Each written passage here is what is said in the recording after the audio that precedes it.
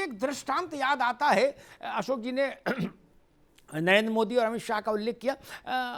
मुझे एक पुराना दौर याद आता है। स्वाभाविक है, अशोक जी उस दौर के साक्षी रहे ही हैं। कल्याण सिंह और मायावती का टकराव हुआ। जब तक मायावती सरकार मुख्यमंत्री रही तब तक तो बसपा ये ठीक रही कि भाई चलो अपनी नेता मुख्यमंत्री। इधर रार मची,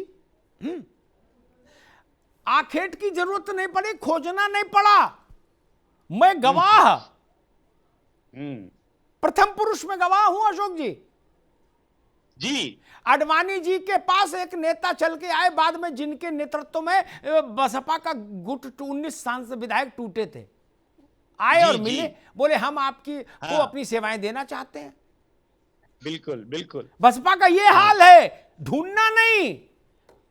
दरवाजा बंद हो तो वो कुंडी खटखटा के आ जाएंगे, वो स्वतः चल के आ जाएंगे। हाँ कि भैया ले लो ले लो ले लो, नहीं करनी पड़ेगी, ले लो ले लो ले लो, जो भाव चाहे लगा देना, लेकिन ले लो। तुम्हें मेरी कसम, अब खाली हाथ मत लौटाओ। हाँ हम लौट के नहीं जाएंगे, अभी हाँ, यहीं रहेंगे। तुम्हें मेरी कसम लौट के नहीं जाएंगे।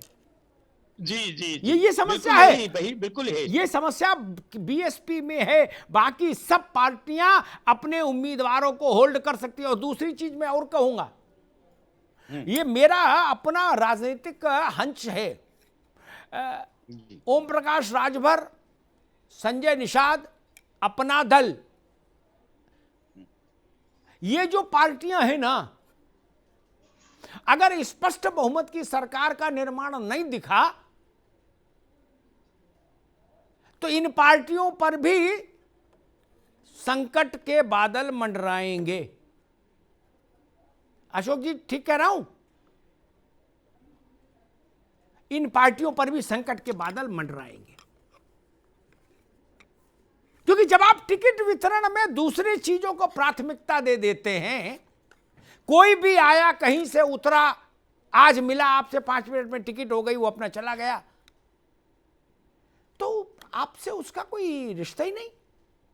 आपने टिकट दी, उसने उसका प्रतिफल आपको दिया, नमस्ते। जीत गए तो हम विधायक हो जाएंगे, हम खुद तय करेंगे हमको क्या करना, और हार गए तो अपने घर जाएंगे। फिर यहां रहेंगे क्यों? फिर मुंबई जाएंगे, या जहां से आए हैं, कलकत्ता से आए तो कलकत्ता जाएंगे। लेकिन हां, यह परिस्थिति बड़ी विचित्र है जिस ओर अशोक जी इशारा कर रहे हैं। अगर वैसी स्थिति का निर्माण हुआ तो वो दौर हमने उत्तर प्रदेश में देखा है। कैसी कैसी परिस्थितियां रहती हैं, और शासन प्रशासन सब उससे बुरी तरह प्रभावित होता है। कांग्रेस टूटी थी नरेश अग्रवाल के नेतृत्व में, बसपा टूटी थी चौधरी नरेंद्र सिंह के नेतृत्व में। क्या स्थितियां बनी।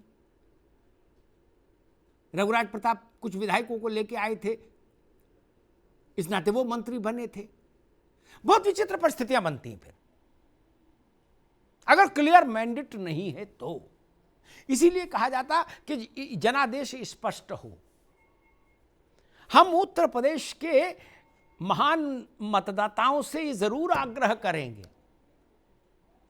अपने मन की सरकार बनाइए, अपनी पसंद की सरकार बनाइए, आपको हक है।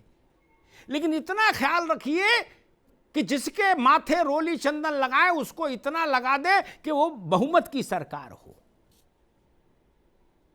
लटकी हुई सरकारें बहुत विचित्र परिस्थितियां पैदा करती हैं, और वो कभी भी जनसेवा के मानदंड स्थापित नहीं कर सकती। और इस बात से मैं भी मुतमईन हूं। मेरी बात समाजवादी पार्टी और भाजपा दोनों के मेरे मित्र अभी स्वीकार नहीं करेंगे पब्लिकली। लहर नहीं है कोई, धाराएं जरूर हैं। लहर जैसी परिस्थिति उत्तर प्रदेश में कहीं नहीं। गाजियाबाद से गाजीपुर और बस्ती से बहराइच तक किसी से भी बात कीजिए, वो तौलने के मूड में है। प्री डिसाइडेड नहीं है वोट ना कि ना जी। इसीलिए उत्तर प्रदेश में देखिए कोई एक नारा प्रवेल नहीं कर रहा जो सब जगह लगे। सारे नारों पे एक नारा कोई हावी है नहीं। नारे तक दो नारे तक बराबर टक्कर पे चल रहे हैं। बताइए, दो दलों के बीच में प्रतिस्पर्धा, दो चेहरों के बीच में प्रतिस्पर्धा। इसलिए यह खतरा भी पैदा होता है कि कहीं पूर्ण बहुमत की सरकार की जगह मिला जुला जनादेश ना आ जाए। बड़ी मुश्किल से उत्तर प्रदेश इस पटरी पर आया था। मायावती जी के साथ से वो शुरुआत हुई थी कि बहुमत की सरकार मायावती जी की बनी, फिर उसके बाद अखिलेश जी की बनी, फिर योगी जी की बनी। ये उम्मीद हमको करनी चाहिए और मतदाताओं से आग्रह भी करना चाहिए कि जिसको भी सरकार में भेजें उसकी कुर्सी को स्थिर करके भेजें, ताकि 5 साल बाद आप उसके रिपोर्ट कार्ड को जब जांचें तो उसको ये कहने का बहाना नहीं रहे कि हम काम क्या करते, हम तो 5 साल कुर्सी बचाने में लगे रहे।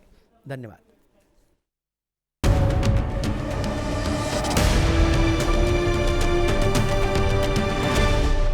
अब उत्तर चाहिए, ब्रॉट यू बाय केसरी मरहम एवं तैलम, वर्षों से दर्द पे सबसे ज्यादा असरदार, and Prayag PTMT bath fittings and accessories, quality बेमिसाल, लिख के ले लो।